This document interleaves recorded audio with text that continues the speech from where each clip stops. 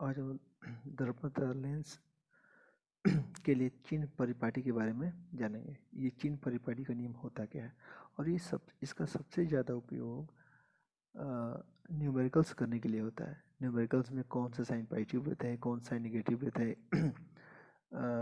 दर्पण के बाएं पॉजिटिव होता है, दर्पण के दाहिने पॉजिटिव होता है कि दर्पण के बाएं नेगेटिव होता है, कि दर्पण के दाहिने पॉजिटिव होता है, कि दर्पण के ऊपर पॉजिटिव होता है, दर्पण के नीचे पॉजिटिव होता है, कि या फिर लेंस के किस कंडीशन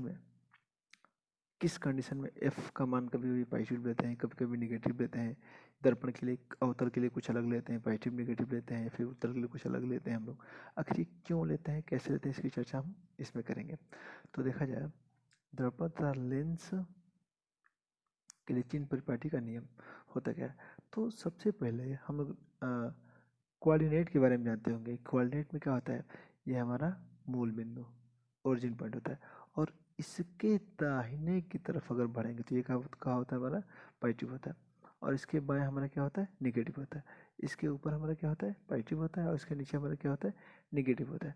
अब ये डिपेंडेंट होता है कि वस्तु दर्पण के बाएं है कि दर्पण के दाहिने है, कि दर्पण के ऊपर है कि दर्पण के नीचे है। तो चिन्ह परिपाटी के कुछ नियम होते हैं। जैसे ये हमारा कौन सा दर्पण हुआ, अवतल दर्पण। तो इसको देखा जाए तो इसका गोला किधर होता है, इधर ही खींचा जाएगा और जिधर इसका गोला होगा उधर उसकी क्या होगी, हमारी त्रिज्या होगी।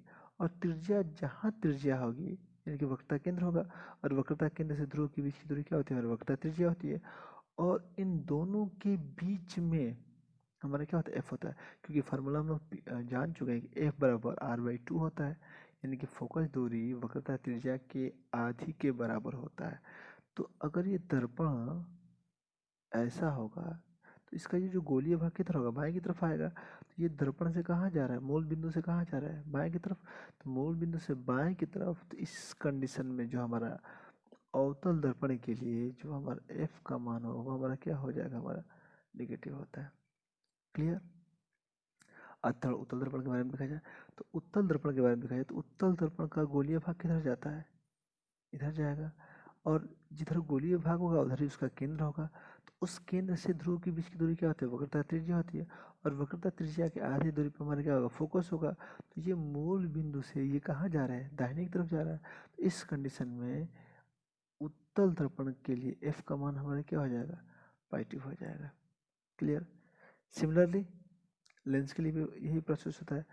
लेंस में देखिए तो क्या होता है, लेंस में अगर बाएं होगी तो पॉजिटिव, दाहिने बाएं होगा तो निगेटिव और दाहिने होगा तो पॉजिटिव।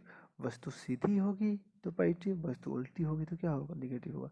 ये हमारा उत्तल दर्पण है, लेंस है, ये हमारा अवतल लेंस है। कुछ इंपॉर्टेंट फैक्ट होते हैं, इसके बारे में चर्चा हम कर लेते हैं।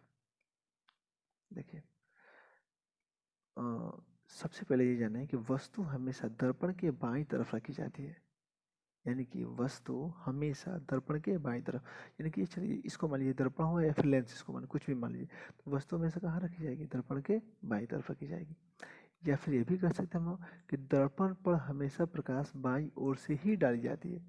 तो वस्तु की परिभाषा अगर देखा जाए तो क्या होता है, आपतित किरणों के कटान बिंदु को वस्तु कहते हैं और अपवर्तित या फिर परावर्तित किरणों के कटान बिंदु को हम क्या कहते हैं, प्रतिबिंब कहते हैं। यानी कि जहाँ से किरणें आती है वो हमारा वस्तु होगी और जहाँ पर यानी कि दर्पण या फिर लेंस पर पड़ने के पश्चात जिस बिंदु पर जाकर काटती है या फिर काटती हुई प्रतीत होती है वो हमारा क्या होता है, प्रतिबिंब होता है।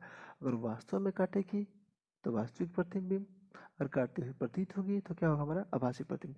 इसकी चर्चा हम लोग आगे करेंगे, लेकिन सबसे पहले जान लीजिए कि दर्पण पर प्रकाश हमेशा कहाँ से डाली जाती है, दर्पण हो या फिर लेंस हो, प्रकाश हमेशा कहाँ से डाली जाती है, बाईं तरफ से डाली जाती है। ठीक। हमेशा वस्तु की दर्पण से दूरी u ध्रुव p से मापी जाती है। यानी कि हमेशा से दर्पण से वस्तु की दूरी, यानी कि जैसे यहाँ देखिए अगर कोई वस्तु यहाँ होगा तो इसकी दूरी यहाँ से ये होती है और इसकी दूरी को हम लोग क्या मान लेते हैं, हम लोग यू मान लेते हैं। और यहाँ से यहाँ के बीच की दूरी क्या हो जाएगी, हमारी यू होगी और इसको कहाँ से मापेंगे हम लोग, दर्पण के ध्रुव से। आगे चलते हैं। चाहे वस्तु की दूरी यू हो या प्रतिबिंब की दूरी भी हो, यानी कि अगर इसका प्रतिबिंब कहीं बन जाए, चाहे दर्पण के बाएं तरफ बने या फिर दर्पण के दाहिने तरफ बने, इससे कोई मतलब नहीं हुआ। लेकिन जो दूरी मेजरमेंट की जाएगी यानी कि मापी जाएगी, वो हमेशा कहाँ से मापी जाएगी? हमारी दर्पण के ध्रुव से ही मापी जाएगी, या फिर लेंस के ऑप्टिक यानी कि ये प्रकाशिक बिंदु से, यानी कि इसमें प्रकाशिक बिंदु होता है और दर्पण में क्या होता है? हमारा ध्रुव होता है। आगे देखिए, दर्पण के ध्रुव या लेंस के प्रकाशिक केंद्र के बाईं ओर निगेटिव तथा दाईं ओर पॉजिटिव दिया जाता है। अभी चर्चा हम कर चुके हैं कि ध्रुव से बाएं क्या होगा? निगेटिव होगा, ध्रुव से दाहिने क्या होगा? हमारा पॉजिटिव होगा। सेम प्रोसेस, ये प्रकाशिक केंद्र है, प्रकाशिक केंद्र से बाएं हमारा क्या होगा? निगेटिव होगा, और प्रकाशिक केंद्र के दाएं क्या होगा? हमारा पॉजिटिव हो जाएगा। और एक देखिए तो, मुख्य अक्ष के ऊपर पॉजिटिव तथा नीचे निगेटिव लिया जाता है। मुख्य अक्ष के ऊपर पॉजिटिव तथा नीचे निगेटिव लिया जाता है। अब देखिए तो यहाँ से ये मुख्य अक्ष हुआ, इसके ऊपर हमारा क्या होगा? पॉजिटिव होगा, और मुख्य अक्ष के नीचे हमारा क्या हो जाएगा? निगेटिव हो जाएगा। क्लियर? ठीक। अब एक बार और चर्चा कर ली जाए। अवतल दर्पण के लिए एफ का मान क्या होगा? हमारा हमेशा निगेटिव होगा। उत्तल दर्पण के लिए एफ का मान क्या होगा? हमारा हमेशा पॉजिटिव होता। ठीक। धन्यवाद।